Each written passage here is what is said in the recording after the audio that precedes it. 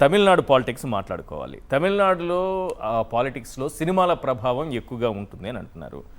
ఒక రజనీకాంత్, ఒక కమల్ హాసన్, ఒక విజయకాంత్ వీళ్ళకి సాధ్యం కానిది ఒక విజయ్ ఎలా సాధించగలిగాడు? మొత్తం పాలిటిక్స్ని అట్లా తిప్పిపడేసినట్టుగా కనిపిస్తోంది. అంటే మనం ఒక ఫిలిం స్టార్ అనే యాంగిల్లోనే విజయ్ని చూసి ఫిలిం స్టార్ గనకనే గెలిచాడనే యాంగిల్ చూసి ప్రశ్న వస్తుంది. అవును, కానీ మీరు గమనించండి, తెలుగునాట కూడా ఎన్టీఆర్ గెలిచాడు, చిరంజీవి గెలవలేదు, ముఖ్యమంత్రి కాలే. అవును, పవన్ కళ్యాణ్ ముఖ్యమంత్రి కాలే, ఒకసారి అయితే ఎమ్మెల్యే కూడా కాలే, ఇంకోసారి డిప్యూటీ చీఫ్ మినిస్టర్ అయ్యాడు. అవును. సో ఇవన్నీ చూస్తే ఏమంతే అంటే ఒక స్టార్ పవరే సరిపోదు, స్టార్ పవర్కు ఇతర పవర్స్ యాడ్ కావాలి. ఇతర పవర్స్ ఏం యాడ్ కావాలంటే ఇతర స్టార్స్ యాడ్ కావాలి. స్టార్స్ నేను పెద్దగా నమ్మను కనుక స్టార్ పవర్, ఇతర పవర్స్ యాడ్ కావాలి. ఇతర పవర్స్ ఏంటి? మీకు అక్కడ డిఎంకే పట్ల బలమైన యాంటీ ఇన్కంబెన్సీ ఉంది. ఓకే.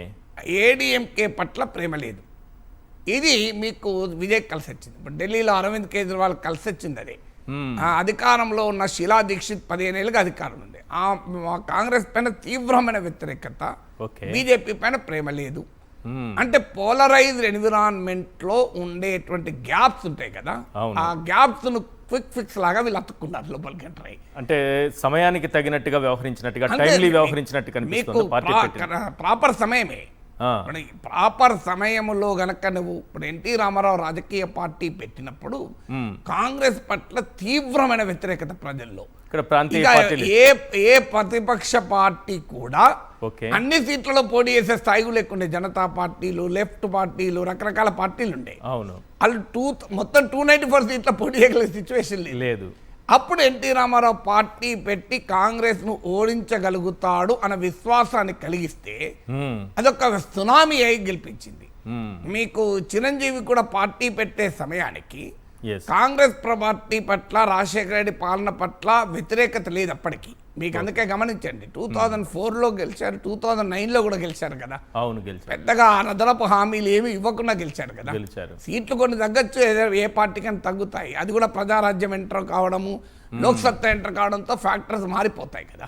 కానీ మీరు గమనించండి, అంటే మిత్రపక్షాలు కూడా టీఆర్ఎస్, లెఫ్ట్ కాంగ్రెస్తో 2004 ఉంటే 2009లో టీడీపీతో వెళ్ళారు. అయినా కూడా మీకు గెలిచారు కదా.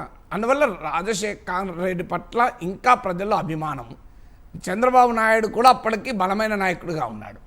అందువల్ల మీకు రెండు బలమైన నాయకులు, రెండు బలమైన పార్టీల మధ్య చిరంజీవి సమర్థవంతంగా తన స్పేస్ చూడలేకపోయాడు. అందువల్ల మీకు అందుకే థర్డ్ స్పేస్, వీళ్ళు రెండు పార్టీలు నచ్చిన వాళ్ళు 20% ఉంటారు. ఆ 20%లో 18% తెచ్చుకోగలిగాడు. అందువల్ల మీకు థర్డ్ స్పేస్ మాత్రమే ఆక్రమించగలిగాడు. ఇందులో ఈ రెండిట్లో ఎవరినో రిప్లేస్ చేయగలిగేంత ఆల్టర్నేటివ్ గా తనకు తాను ప్రజెంట్ చేసుకోలేకపోయాడు. సో ఆ ప్రజెంటేషన్ చేయకపోవడం కూడా ఒక ఫ్యాక్టర్. అంటే రజనీకాంత్ కి, కమల్ హాసన్ కి మించిన పాపులారిటీ విజయ్ కుందా, లేకపోతే వాళ్ళు వెనకడికి వేశారు? ఫిలిం పాపులారిటీలో మనము కొలబద్దలేవు. సినిమా స్టార్ల పాపులారిటీని కొలవటానికి ఏ మెథడ్ లేదు కదా. అవును, కానీ definitely is also equally popular. So అయితే ఒక పాయింట్ ఉంది, ఇందులో పాపులారిటీ ఉంటేనే సరిపోదు, ఆ రిస్క్ కూడా తీసుకోగలగాలి కదా. ఇది పాయింట్. మీకు రజనీకాంత్ ఏమో రిస్క్ తీసుకోలేకపోయాడు. ఆయన ఏజ్ పర్మిట్ చేయలేదు, హెల్త్ పర్మిట్ చేయలేదు, ధైర్యం కూడా పర్మిట్ చేయలేదు. చుట్టూ ఉన్న వాళ్ళు కూడా పర్మిట్ చేయలేదు, వచ్చారు. పార్టీ పెట్టక ముందే పార్టీ రద్దయిపోయింది. సో అంటే భ్రూణ హత్యకు పాల్పడ్డాడు. సో మీకు ఇక్కడ వచ్చే వరకు ఏంటంటే కమల్ హాసన్ పార్టీ పెట్టాడు, కానీ వాస్తవంగా కమల్ హాసన్ కు మోర్ ఐడియాలజికల్ క్లారిటీ ఉన్నవాడు. అయినా కూడా కలవాడు. అందువల్ల మీకు ఇతర ఫ్యాక్టర్స్ కలిసి వచ్చినప్పుడు నేను ఎప్పటికీ అంటుంటాను, 2004కు ముందు చంద్రబాబు నాయుడు ప్రపంచ బ్యాంక్ విధానాలపైన తీవ్రమైన వ్యతిరేకత పెరుగుతున్న సమయంలో రాజశేఖర రెడ్డి పాదయాత్రకు మొదలు పెట్టక ముందు గనక చిరంజీవి పార్టీ పెట్టుంటే నీకు it would have been different. So అందువల్ల మీరు ఏ సమయంలో పార్టీ పెడతారు, ఏ కాంటెక్స్ట్ లో అన్నది కూడా ఇంపార్టెంట్ కదా. సో నీవు ఆ కాంటెక్స్ట్ ఆల్సో మ్యాటర్స్ లాట్. ఇప్పుడు విజయ్ వచ్చేవరకు ఏంటంటే డిఎంకే పట్ల తీవ్రమైన వ్యతిరేకత, ఏడీఎంకేమో పోస్ట్ జయలలిత ఎరాలో బలహీనపడింది. మీకు జయలలిత ఎరాలో ఎన్ని ముక్కలని చూడండి మీరు, పళనిస్వామి, పన్నీర్ సెల్వన్, శశికళ, దినకరన్, ఇలా రకరకాల ముక్కలైపోయింది ఏడీఎంకే. ఏడీఎంకేనేమో బలహీన వీక్ అయి ఏడీఎంకే ప్రజలకు విశ్వాసం ఇవ్వలేని ఈ స్థాయిలో కూడా సీట్లు వస్తుంది ఎవరు అనుకోలేదు. ఇది ఎలా సాధ్యమైంది సార్? అంటే అక్కడ నిజంగా ఒక పాపులారిటీ ఫేస్ లేదు అక్కడ, మనం తీసుకోవాలి ఏఐడిఎంకే వేయాలంటే. కానీ 73 స్థానాల్లో ఎలా గెలగలిగిందంటే Palaniswami became an emerging leader. Chief మినిస్టర్గా 5 ఏళ్ళు ఉన్నాడు కదా. ఇప్పుడు కరిష్మా లేకపోవచ్చు, కానీ పళనిస్వామి చాలా కన్సాలిడేట్ అయ్యాడు. తర్వాత ఏడీఎంకే పార్టీ ఉంది, ఆపరేటర్స్ ఉంది కదా.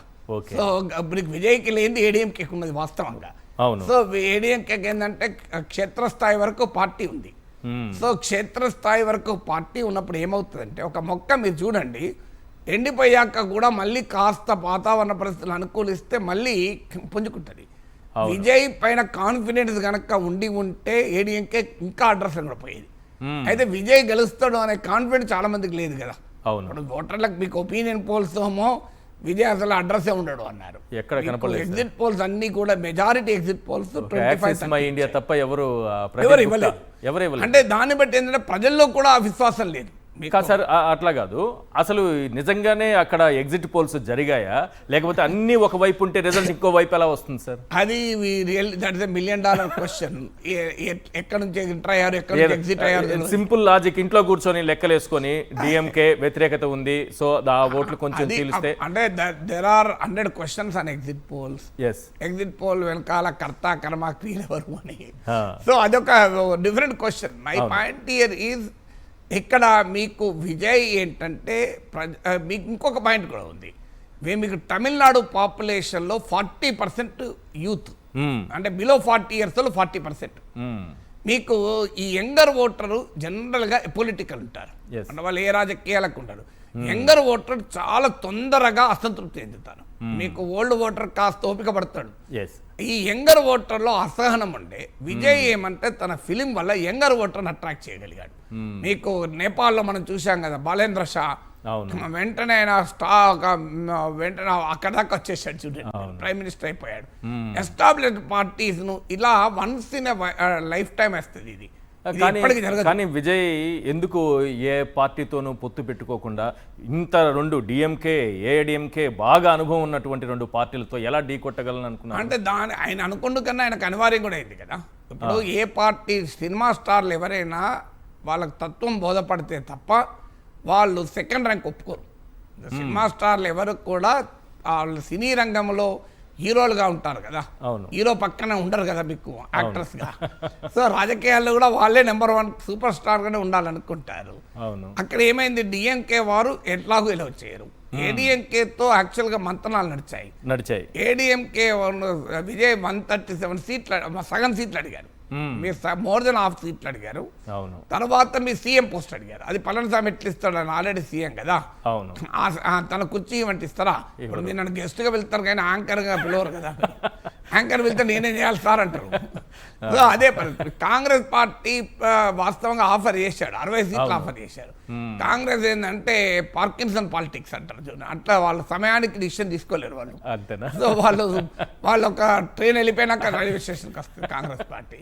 సో అందువల్ల వాళ్ళు స్టేషన్కి వచ్చారు, కానీ అప్పటికి రైలు వెళ్ళిపోయింది. అందువల్ల ఇప్పుడు అక్కడ ముందుకు పోయి విజయ్ ఆగిండు నెక్స్ట్ స్టేషన్లో. ఇప్పుడు కాంగ్రెస్ పార్టీ కారు పట్టుకొని ఫాస్ట్గా వెళ్ళి ఆ స్టేషన్లో విజయ్తో ఎక్కుదామని చూస్తున్నారు. అందువల్ల మీకు ఈ ఫ్యాక్టర్స్ అని, మీకు యంగర్ ఓటర్ అనేది కీలకమైన, అలాగే ఉమెన్ ఓటర్. మీకు ఉమెన్ ఓటర్లకు జనరల్గా ఫిలిం స్టార్లకు ఉమెన్ ఓటర్ ఎక్కువ ఉంటారు.